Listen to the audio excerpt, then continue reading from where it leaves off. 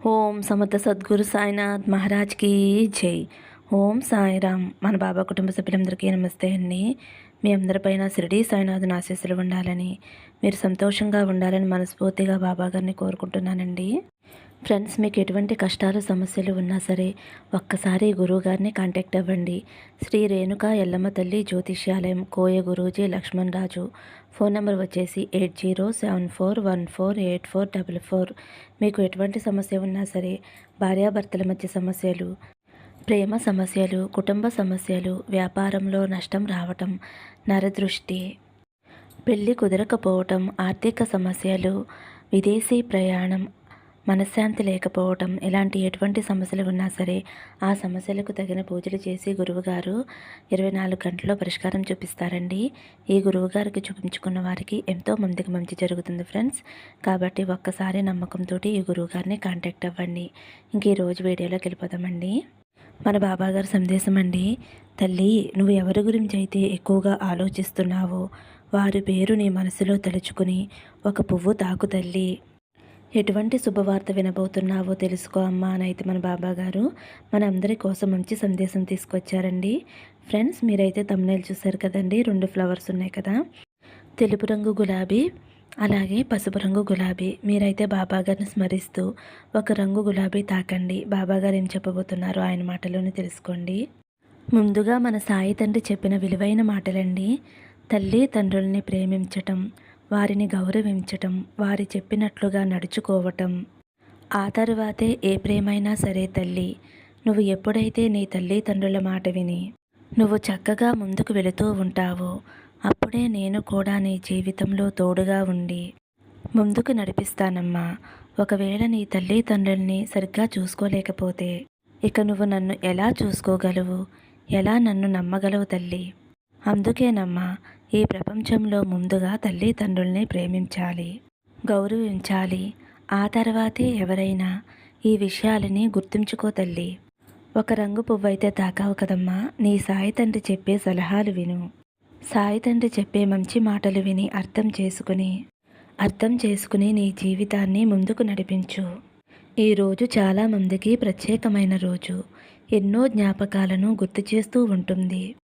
ఈరోజు కొంతమందికి చేదు జ్ఞాపకాలు, మరికొంతమందికి మధురమైన జ్ఞాపకాలు గుర్తు చేస్తూ ఉంటుంది. ఏది ఏమైనా సరే ఇక నీ భవిష్యత్తు గురించి చూద్దామమ్మా. నీ బాబాని మనసులో తలుచుకుంటూ, నీకు ఇష్టమైన వారిని తలుచుకుంటూ నేను చెప్పే మాటలు ఆసక్తిగా విను తల్లి. తల్లి, నువ్వు కోరుకున్న వ్యక్తి, నువ్వు ఇద్దరూ కలిసి ఒకే ఆఫీస్లో పనిచేస్తున్నారు. మంచిదే తల్లి. నీ కుటుంబ పరిస్థితి అంత బాగా లేదు కాబట్టి నువ్వు ఉద్యోగం చేయడానికి వెళుతూ ఉన్నావు, కష్టపడుతూ ఉన్నావు. నీ కుటుంబంలోని తల్లిదండ్రుల్ని నువ్వే చూసుకోవాలి. నీ కుటుంబ భారాన్నంతా కూడా నువ్వే మోయాల్సి వచ్చింది. నువ్వు చాలా మంచిదానివి తల్లి. నీ మనసు కూడా చాలా గొప్పదమ్మా. నువ్వు ఎవరి గురించి కూడా తొందరపడి తప్పుగా మాట్లాడవు. ఇలా ఎంత కష్టంగా ఉన్నా సరే ఎవరైనా సాయం అడిగితే నీ వల్ల అయిన సాయం చేస్తూనే ఉన్నావు. అదే నిన్ను ఈరోజు ఇలా కాపాడుకుంటూ వస్తుంది. అలాగే ఒక వ్యక్తి గురించి ఎంతగానో ఆలోచిస్తూ ఉన్నావు. ఆ వ్యక్తి మంచివాడా కాదా అని ఆలోచిస్తున్నావు. ఆ వ్యక్తి చాలా మంచివాడు తల్లి. ఆ వ్యక్తి నీకు మంచి స్నేహితుడు. నువ్వు కష్టంలో ఉన్నప్పుడు ఆ వ్యక్తి నీకు సహాయం చేస్తూ ఉంటున్నాడు.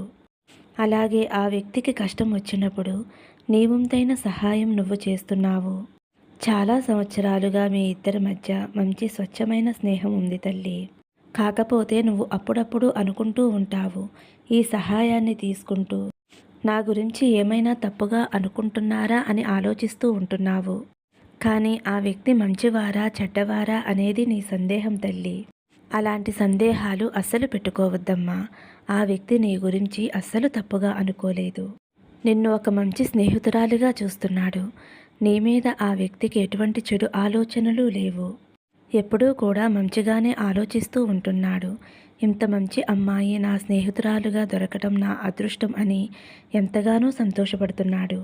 అలాగే తల్లి, ఒక మంచి స్వచ్ఛమైన స్నేహం దొరకాలి అంటే ఎన్నో జన్మల పుణ్యం చేసుకోవాలి. అలాంటి గొప్ప స్నేహం మీ ఇద్దరిది. నీ తల్లిదండ్రులు చూసిన మంచి పెళ్లి సంబంధాన్ని చేసుకుని సంతోషంగా ఉండాలి అని నీ సాయి తండ్రి ఆశీర్వదిస్తున్నాడమ్మా. నీ తల్లిదండ్రుల్ని ఎప్పుడూ కూడా గౌరవించి ప్రేమిస్తూ ఉండు తల్లి. అలాంటప్పుడే నేను కూడా నిన్ను ప్రేమిస్తూ ఉంటాను. తోడుగా నిలబడతాను. ఎప్పుడైనా ఏ స్నేహమైనా నీకు చెడుగా అనిపించినా, మిమ్మల్ని బాధ పెట్టేలా ఉన్నా, అలాంటి స్నేహాన్ని వదిలేసి వెంటనే వచ్చేసే తల్లి అని అయితే మన బాబాగారు అంటున్నారండి.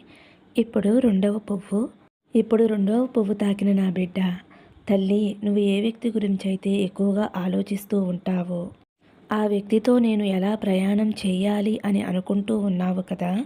అయితే నీ సాయి తండ్రి చెప్పే మంచి మాటలను విను, సలహాలను విను తల్లి.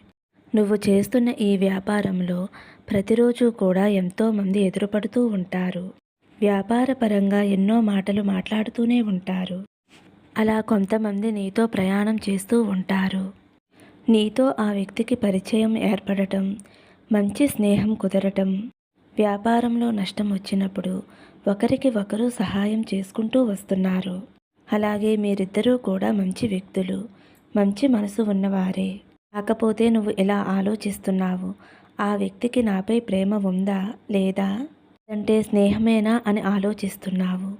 కానీ ఆ వ్యక్తికి తన మనసులో నీపై ప్రేమ ఉంది. ఎందుకంటే ఇద్దరూ వ్యాపార పరంగా ఎక్కువగా కలిసి ఉండడం, వ్యాపార విషయాలు మాట్లాడుకునేటప్పుడు మీ ఇద్దరి కుటుంబ విషయాలు కూడా మాట్లాడుకుంటూ ఉంటారు. అన్ని విషయాలు ఒకరికి ఒకరు పంచుకుంటూ ఉంటారు. ఇలా ఆ సమయంలో ఇద్దరూ ఇలా దగ్గరయ్యారు. కాబట్టి ఆ వ్యక్తికి మీపై ప్రేమ ఉంది. కోరుకునే వ్యక్తికి స్వార్థం కూడా ఎక్కువే. మీ ఇద్దరి ఆలోచనలు కూడా ఒకేలా ఉంటాయి. చాలా వరకైనా కానీ నీ బాబాను చెబుతున్నానమ్మా. ప్రేమ విషయం ఖచ్చితంగా నీ తల్లిదండ్రులకి చెప్పాలి. నీ తల్లిదండ్రులు ఎలా చెబితే అలా వినాలి. వాళ్ళకి నచ్చినట్లుగానే చెయ్యాలి. ఎందుకంటే ఈరోజు నువ్వు తొందరపడి నిర్ణయం తీసుకుంటే రేపటి రోజున నీ భవిష్యత్తులో నువ్వు బాధపడవలసి ఉంటుంది. ఒకవేళ మీ తల్లిదండ్రులు మీ ప్రేమను ఒప్పుకోకపోయినా వాళ్ళని ఒప్పించే ప్రయత్నం చెయ్యాలి. మళ్ళీ మళ్ళీ ప్రయత్నించండి. అంతేకాని వాళ్ళు ఒప్పుకోలేదు అని మీ ప్రేమను వదిలేసి మీ తల్లిదండ్రుల ప్రేమని అర్థం చేసుకోండి. మీ తల్లిదండ్రులు ఏం చెప్పినా సరే మీ మంచి కోసమే చెబుతారు. వారిని బాధ పెడితే మీరు సంతోషంగా ఉండలేరు. ఈ ప్రపంచంలో ఏ ప్రేమైనా సరే తల్లిదండ్రుల ప్రేమ తర్వాతే అది నువ్వు తెలుసుకోగలగాలి తల్లి. నీ సాయి తండ్రి చెప్పే మాటలు వినండి. ఈరోజు ఎవరైనా సరే ప్రేమించి వారికి దూరమయ్యాను అనే బాధలో ఉన్నవారైనా సరే ఆ వ్యక్తిని పెళ్లి చేసుకోలేకపోయినా కొంతమంది మన జీవితంలోకి వస్తారు. వారి పాత్ర అంతవరకే అని అర్థం చేసుకోవాలి. ఆ వ్యక్తి నా జీవితంలో లేడు అని బాధపడుతూ కూర్చోకండి. ఎందుకంటే మరో వ్యక్తి మీ జీవితంలోకి ఖచ్చితంగా వస్తారు, ప్రేమను పంచుతారు. ఆ నమ్మకంతో మనం ముందుకు వెళుతూ ఉండాలి. తల్లిదండ్రులను మాత్రం అస్సలు బాధ పెట్టకూడదమ్మా. ఒకవేళ నువ్వు కోరుకున్న ప్రేమలో నిజాయితీ ఉంటే తప్పకుండా మీ తల్లిదండ్రుల్ని ఒప్పించి మీ ఇద్దరూ ఒకటే పెళ్లి చేసుకుంటారు. అలా మీ జీవితం కోరుకున్న విధంగా ఉంటుంది అని సాయి తండ్రి మనసారా ఆశీర్వదిస్తున్నారండి.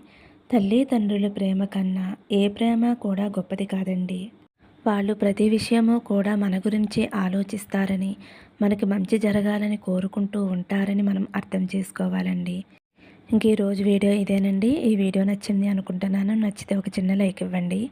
సర్వే జన సుఖినో భవంతు. సమస్తం సద్గురు సాయినాథార్పణమస్తు. శుభం భవతు. జై సాయిరామ్.